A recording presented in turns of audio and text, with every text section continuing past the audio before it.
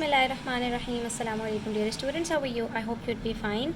आज हम करने वाले हैं applications of mathematics in practical situations के अंदर। ये चैप्टर नंबर 5 है आपका, ठीक है। और एपीएस की बुक में यही सेम चैप्टर नंबर 3 है।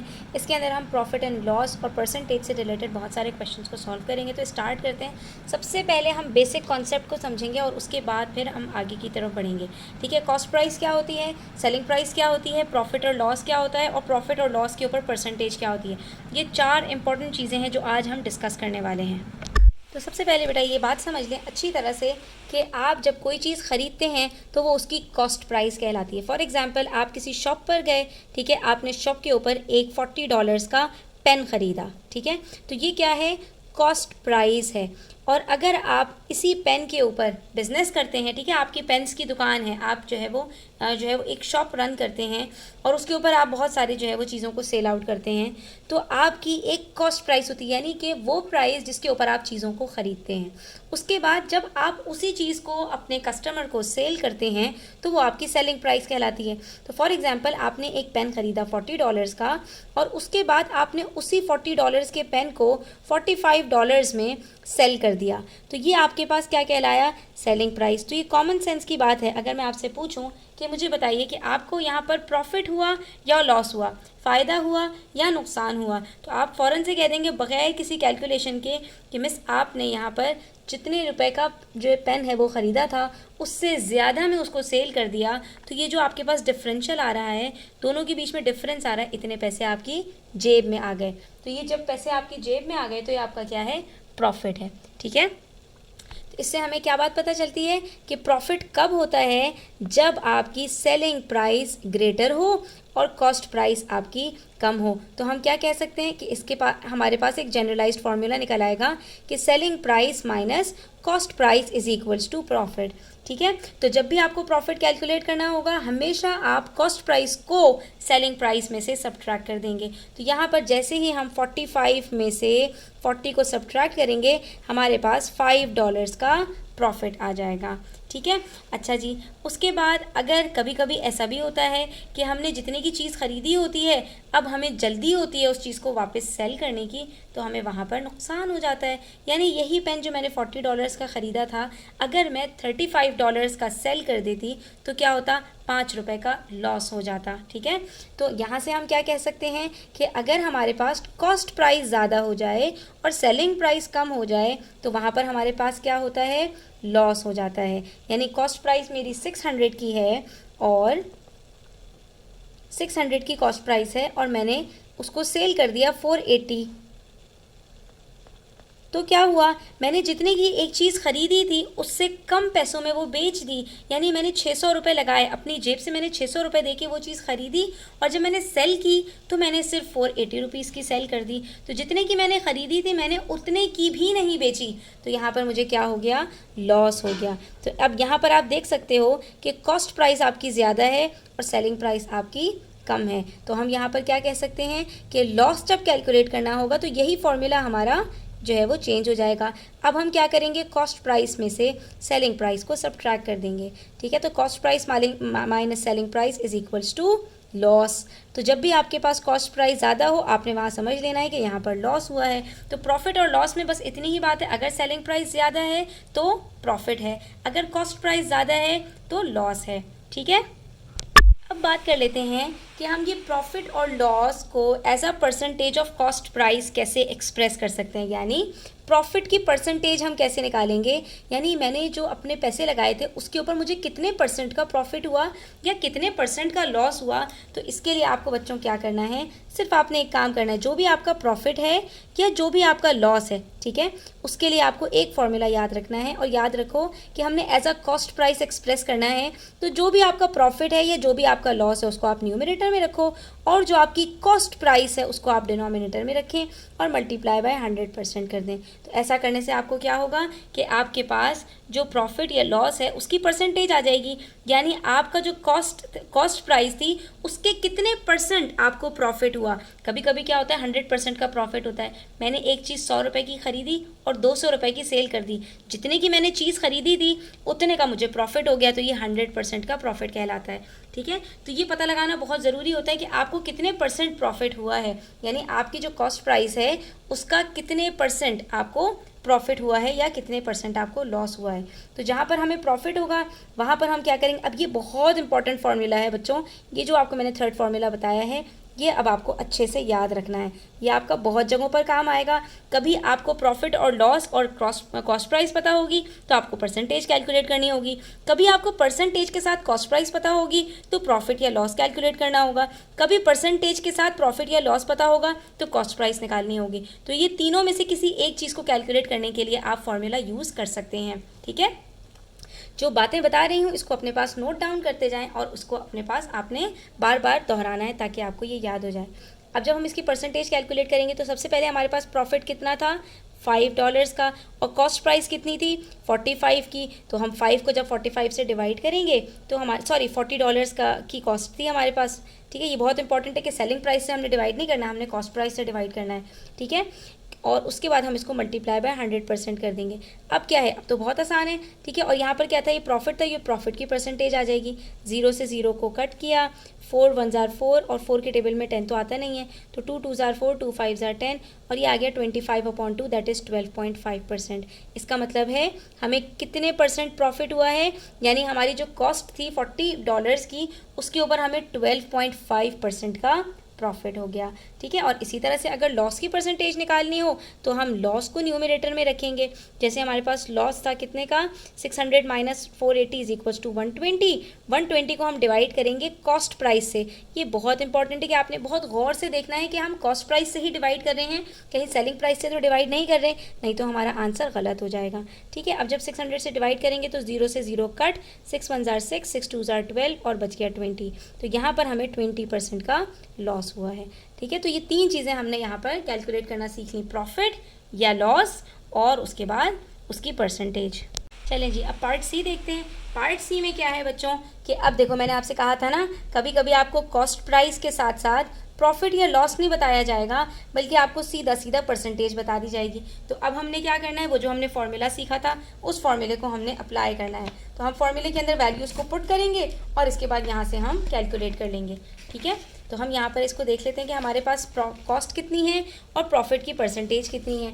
इसके लिए हम सिंपली क्या करेंगे, मेरे साथ साथ देखते जाइए।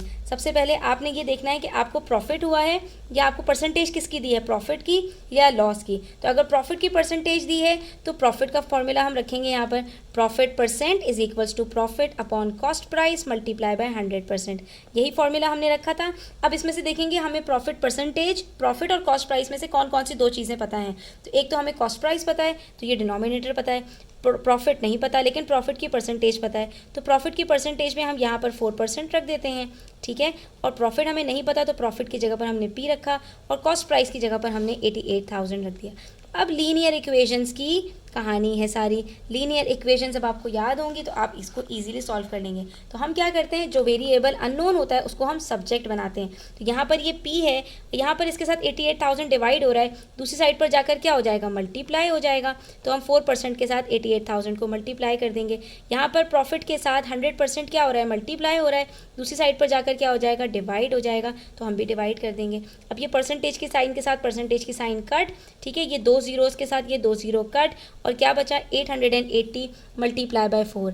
तो अब हमने क्या करना है, यहाँ पर हमारे पास इज इक्वल्स टू पी बच गया। तो अब जब हम 880 को मल्टीप्लाई करेंगे 4 के साथ तो हमारे पास अल्टीमेटली प्रॉफिट आ जाएगा। तो प्रॉफिट हमारे पास कितना हुआ, 3520 का। तो देखा आपने, हमने इस फॉर्मूले से अगर हमें कॉस्ट प्राइस पता हो और परसेंटेज पता हो प्रॉफिट की तो हम इजीली प्रॉफिट भी कैलकुलेट कर सकते हैं। अब जब प्रॉफिट आ गया आपके पास तो अब आपको सेलिंग प्राइस कैलकुलेट करनी है। और हमने क्या कहा था कि जब प्रॉफिट होता है तो सेलिंग प्राइस ज़्यादा होती है। तो जब सेलिंग प्राइस ज़्यादा होती है तो इसका मतलब क्या हुआ कि selling price is the sum of cost price and profit. ठीक है, तो हमने क्या करना है, सेलिंग प्राइस कैलकुलेट करने के लिए जितना प्रॉफिट है उसको कॉस्ट प्राइस में ऐड कर देना है। ठीक है, तो हम यहाँ पर क्या करेंगे, सेलिंग प्राइस कैलकुलेट करने के लिए 88,000 के अंदर 3,520 को प्लस कर देंगे। ठीक है, और हमारे पास आंसर आ जाएगा। दैट इज़, अब हम इसको इसमें प्लस करते हैं तो हमारे पास आंसर क्या आता है, 9।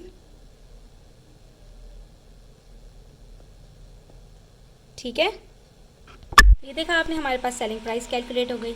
अब देखो कि अगर हमारे पास लॉस की परसेंटेज के साथ कॉस्ट प्राइस दिया हुआ हो तब क्या करेंगे, तब फिर दोबारा यही फॉर्मूला यूज़ करेंगे। इसी फॉर्मूले से हम लॉस कैलकुलेट करेंगे। ठीक है, कैसे कैलकुलेट करेंगे, तो ये देखिए, अब हम फॉर्मूला रखेंगे loss percentage is equals to loss upon cost price multiply by 100%। ठीक है, तो अब लॉस की हमने परसेंटेज रखनी है और हमने कॉस्ट प्राइस रखना है। तो लॉस की परसेंटेज हमें कितनी दी हुई है 22.5 और कॉस्ट प्राइस कितना दिया हुआ है 5680।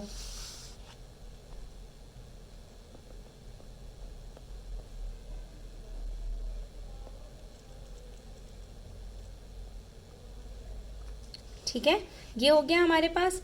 अब हमने लॉस कैलकुलेट करना है, तो लॉस कैलकुलेट करने के लिए क्या करेंगे, 5680 डिवाइड हो रहा है यहाँ पर, दूसरी साइड पर जाकर मल्टीप्लाई हो जाएगा, 22.5% मल्टीप्लाई बाय 5680। यहाँ पर ये 100% डिवाइड हो रहा है, मल्टीप्लाई हो रहा है, यहाँ पर जाकर डिवाइड हो जाएगा। परसेंटेज से परसेंटेज को कट करेंगे और उसके बाद 22.5 को ये 0 से 0 को भी कट कर लें। ठीक है, अब ये 22.5 को आपने मल्टीप्लाई करना है 568 से और उसके बाद फिर आपने इसको डिवाइड कर देना है 10 से, सिंपल। तो ये हमारे पास लॉस आ गया, दैट इज़ 1278, यानी कि हमें यहाँ पर लॉस हुआ है $1278 का। अब मज़े की बात यह है बच्चों के प्रॉफिट के अंदर सेलिंग प्राइस ज़्यादा होती है लेकिन लॉस के अंदर कॉस्ट प्राइस ज़्यादा होती है, तो इसका मतलब है सेलिंग प्राइस कम होती है और जो चीज़ कम होती है उसको हम क्या करते हैं, सब्ट्रैक्ट करते हैं। तो यहाँ पर जो हमारे पास ये कॉस्ट प्राइस गिवन है इसमें से हम क्या करेंगे, लॉस को सब्ट्रैक्ट करेंगे तो हमारे पास सेलिंग प्राइस आएगी। क्यों, क्योंकि आपको ये बात याद रखनी चाहिए कि सेलिंग प्राइस हमेशा लॉस के टाइम पर कॉस्ट प्राइस से कम होती है। तो अगर हम यहाँ पर लॉस कॉस्ट प्राइस में प्लस कर देंगे तो सेलिंग प्राइस ज़्यादा हो जाएगी। हालांकि हमें पता है कि सेलिंग प्राइस ने कम होना है कॉस्ट प्राइस से, तो कॉस्ट प्राइस से सेलिंग प्राइस कब कम हो सकती है, जब हम इसमें से लॉस को सब्ट्रैक्ट कर दें। तो हम यहाँ पर 5680 को सब्ट्रैक्ट कर देंगे, सेलिंग प्राइस कैलकुलेट हो जाएगी।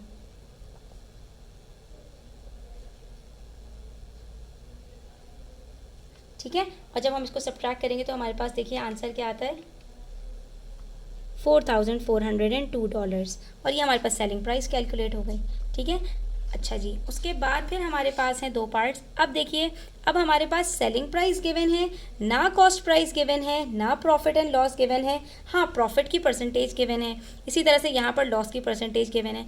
अब क्या करें, अब तो हमारा ये वाला फॉर्मूला भी काम नहीं करेगा कि ना तो हमें प्रॉफिट पता है, ना लॉस पता है, ना कॉस्ट प्राइस पता है, सिर्फ सेलिंग प्राइस पता है। तो अब क्या किया जाए, अभी भी बच्चों हम यही फॉर्मूला यूज़ करेंगे, दैट इज़ प्रॉफिट अगर है तो profit percentage is equals to profit upon CP multiply by 100%। अब देखिए हम यहाँ पर क्या करेंगे, एक जुगाड़ करेंगे। जुगाड़ मतलब एक यहाँ पर ट्रिक लगाएंगे कि प्रॉफिट की परसेंटेज पता है, प्रॉफिट नहीं पता और कॉस्ट प्राइस नहीं पता, लेकिन हमें इतना पता है कि हम यहाँ पर कह सकते हैं कि कॉस्ट प्राइस जो होती है वो अगर हम सेलिंग प्राइस में से प्रॉफिट को माइनस कर दें तो कॉस्ट प्राइस आ जाती। तो हम यहाँ पर कॉस्ट प्राइस की जगह पर क्या करेंगे, सेलिंग प्राइस माइनस प्रॉफिट कर देंगे। ऐसा हम क्यों करेंगे, क्योंकि हमें सिर्फ एक अननोन वेरिएबल चाहिए होता है, बाकी हमें नोन वेरिएबल चाहिए होते हैं। अब ज़रा इस फॉर्मूले को आप गौर से देखें तो यहाँ पर हमारे पास हमें सेलिंग प्राइस पता है, प्रॉफिट की परसेंटेज पता है और ये बाकी दोनों जगह पर जो P फॉर प्रॉफिट आ रहा है ये हमने फाइंड आउट करना है। ठीक है, तो इसलिए अब हमने यहाँ पर क्या किया कि हमने यहाँ पर SP माइनस P कर दिया। अब ये बात आपको याद करनी पड़ेगी कि कहाँ पर SP माइनस P होगा, कहाँ पर SP माइनस CP होगा, कहाँ पर CP माइनस SP होगा, और ये सिर्फ और सिर्फ प्रैक्टिस करने से याद होगा कि जहाँ पर प्रॉफिट होता है वहाँ पर SP ज़्यादा होता है। तो अगर कॉस्ट प्राइस कैलकुलेट करना हो तो SP में से प्रॉफिट को सब्ट्रैक्ट करते हैं। तो हम ये कह सकते हैं कि CP is equals to SP minus P। मैंने CP की जगह पर SP माइनस P इसीलिए रखा है क्योंकि cost price selling price minus profit के बराबर होता है। क्यों, क्योंकि selling price cost price plus profit के बराबर होता है। तो सेलिंग प्राइस में से अगर प्रॉफिट को निकाल दें तो क्या बचता है, कॉस्ट प्राइस बचता है। सेलिंग प्राइस में से जितना हमारे पास मेरे पास सेलिंग प्राइस है, जैसे हमने शुरू में बात की थी कि हमने 45 रुपीज़ का सेल किया और इसमें हमारे पास 40 रुपीज़ का कॉस्ट प्राइस था और बाकी 5 रुपीज़ का प्रॉफिट था। तो अगर हम यहाँ पर सेलिंग प्राइस में से कॉस्ट प्राइस को निकाल दें तो प्रॉफिट पता चल जाता है, और सेलिंग प्राइस में से प्रॉफिट को निकाल दें तो कॉस्ट प्राइस पता चल जाता है। तो अब हम यहाँ पर क्या करेंगे, अपनी वैल्यूज़ को सब्सटीट्यूट करेंगे। हमारे पास यहाँ पर 28.14 का जो है वो सेलिंग प्राइस है, तो हम यहाँ पर 28.14 की सेलिंग प्राइस रखेंगे। अब ये 17/1/4 दिया हुआ है आपको, तो आप इसको डेसिमल में कन्वर्ट कर दें। 1/4 इक्वल्स टू 0.25, तो ये आपके पास बन जाएगा 17.25%। ठीक है, तो हमने यहाँ पर 17.25% is equals to profit upon 28.14 minus profit multiply by 100%।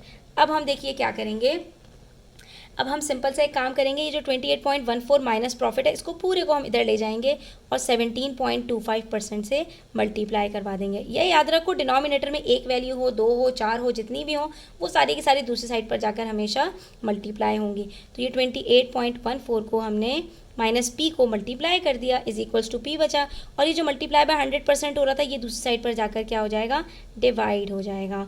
तो ये परसेंटेज से परसेंटेज की साइन कट, क्या बचा हमारे पास 17.25 मल्टीप्लाई बाय 28.14 माइनस पी।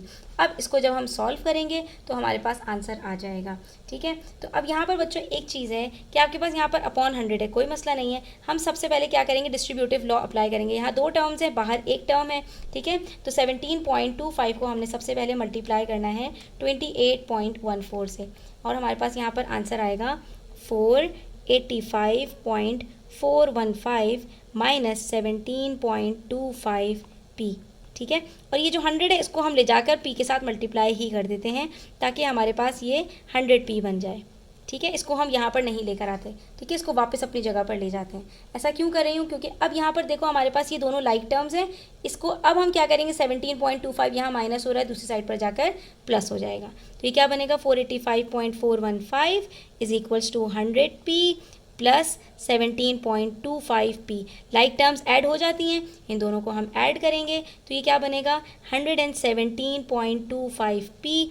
अब ये पी के साथ मल्टीप्लाई हो रहा है, दूसरी साइड पर जाकर जब डिवाइड करेंगे तो हमारे पास प्रॉफिट निकल आएगा। ठीक है, ये सारी की सारी खिचड़ी एक दफ़ा में याद नहीं होगी, एक दफ़ा में समझ में नहीं आएगी। इसी एक क्वेश्चन को आप जब तक 4 दफ़ा 5 दफ़ा नहीं करेंगे तब तक ये आपको स्टेप्स याद नहीं होंगे। ठीक है, और अब इसी तरह के क्वेश्चंस आपके पास करने के लिए आएंगे। तो जब आप इसको डिवाइड करेंगे तो आपके पास अल्टीमेटली आंसर आ जाएगा 4.14, यानी हमारे पास यहाँ पर प्रॉफिट कितने का है, 4.14 का है। ठीक है, लेकिन सवाल अभी ख़त्म नहीं हुआ। यहाँ पर अब हमें प्रॉफिट पता है 4.14 का और सेलिंग प्राइस पता है। तो जब हमारे पास सेलिंग प्राइस दी हुई हो तो हम क्या करते हैं, कॉस्ट प्राइस निकालने के लिए प्रॉफिट को सब्ट्रैक्ट कर देते हैं। तो यहाँ पर भी हम यही करेंगे, 28.14 में से प्रॉफिट को सब्ट्रैक्ट करेंगे और हमारे पास कॉस्ट प्राइस कैलकुलेट हो जाएगी। तो वेरी सिंपल, 28.14 में से 4.14 का प्रॉफिट निकालें, क्या बचता है, $24। इसका मतलब है कॉस्ट प्राइस हमारी $24 की है। सिंपल, और ये क्वेश्चन हमारा सॉल्व हो गया। अब इसी तरह से इसका लास्ट पार्ट देख लेते हैं। यहाँ पर हमारे पास सेलिंग प्राइस है और इसके साथ साथ हमें लॉस की परसेंटेज दी हुई है। तो भी हम क्या करेंगे, वही सेम फार्मूला रखेंगे। देखो ये जो 4 हमारे जो क्वेश्चंस थे, इन चारों में हमने परसेंटेज का फार्मूला रखा है। ठीक है, तो यहाँ पर भी हम वही फार्मूला रखेंगे और इसकी मदद से हम इसको सॉल्व करने की कोशिश करेंगे। Loss percentage is equals to loss upon CP multiply by 100%। अब क्या है, लॉस की परसेंटेज हमारे पास गिवन है, लेकिन ना तो लॉस गिवन है ना कॉस्ट प्राइस। तो कॉस्ट प्राइस को अब हम 2 पार्ट्स में तोड़ देंगे। लेकिन अब आपको ये बात याद होनी चाहिए कि लॉस जब होता है तो कॉस्ट प्राइस ज़्यादा होती है, तो वहाँ पर हमारे पास सेलिंग प्राइस और लॉस मिलकर कॉस्ट प्राइस बनती है। ठीक है, तो हम कॉस्ट प्राइस की जगह पर जब प्रॉफिट था तो हमने क्या रखा था, सेलिंग प्राइस माइनस प्रॉफिट। यहाँ पर कॉस्ट प्राइस है और लॉस है, तो अब हम क्या रखेंगे, सेलिंग प्राइस प्लस लॉस। तो अब यहाँ पर हमें ये बात भी पता चलती है कि अगर प्रॉफिट होता है तो प्रॉफिट को हम सेलिंग प्राइस में से सब्ट्रैक्ट करते हैं कॉस्ट प्राइस कैलकुलेट करने के लिए, और अगर लॉस होता है तो लॉस को हम सेलिंग प्राइस के साथ प्लस करते हैं कॉस्ट प्राइस को कैलकुलेट करने के लिए। तो अब यहाँ पर इसी फॉर्मूले के अंदर हम कॉस्ट प्राइस की जगह पर सेलिंग प्राइस प्लस लॉस रख देंगे, और जब अब इसको सॉल्व करेंगे तो हमारे पास लॉस कैलकुलेट हो जाएगा। जब लॉस कैलकुलेट हो जाएगा तो कॉस्ट प्राइस हम खुद ब खुद निकाल लेंगे। ठीक है, तो जनाब अब यहाँ पर हमारे पास इसको कैसे हम सॉल्व कर सकते हैं। तो ये लॉस की परसेंटेज हमें गिवन है 7%। ठीक है, और सेलिंग प्राइस हमें गिवन है 506.85। अब क्या करना है, लीनियर इक्वेशंस याद है ना, ठीक है। इस 100% को तो हम इससे L के साथ मल्टीप्लाई कर देते हैं, ठीक है। परसेंटेज का साइन परसेंटेज के साथ कट हो गया, यहाँ पर ये बन जाएगा 100L यानी 100 लॉस, और ये दोनों मिलकर जाकर वहाँ 7 के साथ मल्टीप्लाई हो जाएंगे।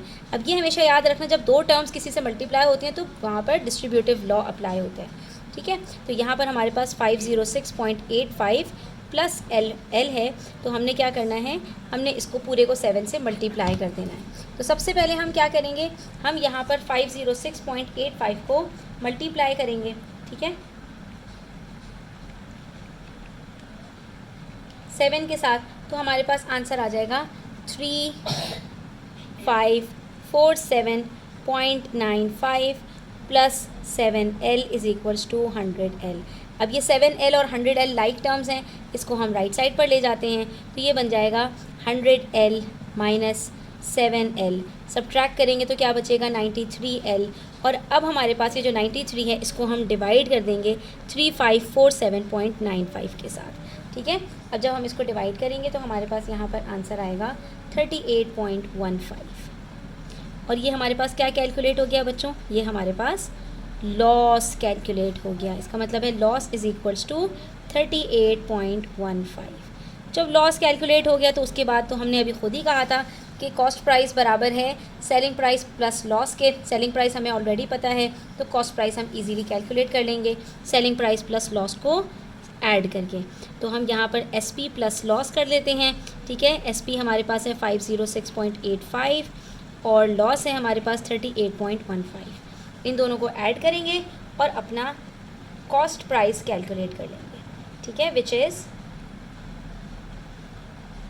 545। ये हमारा कॉस्ट प्राइस यहाँ पर कैलकुलेट हो गया, ठीक है। तो आई होप कि आपको ये सारे क्वेश्चन समझ में आ गए होंगे। आपने बार बार इन्हीं क्वेश्चंस की प्रैक्टिस करनी है, जब तक आपको ये अच्छी तरह से स्टेप्स याद नहीं हो जाते, इन्हीं क्वेश्चंस की बार बार प्रैक्टिस करें। जब आपको ये स्टेप्स याद हो जाएंगे तो इंशाल्लाह फिर हम आगे के क्वेश्चंस भी सॉल्व कर लेंगे। अपना ख्याल रखें, और चैनल पर नए हैं तो सब्सक्राइब करते जाएँ। वीडियो अच्छी लगी हो तो लाइक करें, अपने फ्रेंड्स के साथ ज़रूर शेयर करें। अल्लाह हाफ़िज़।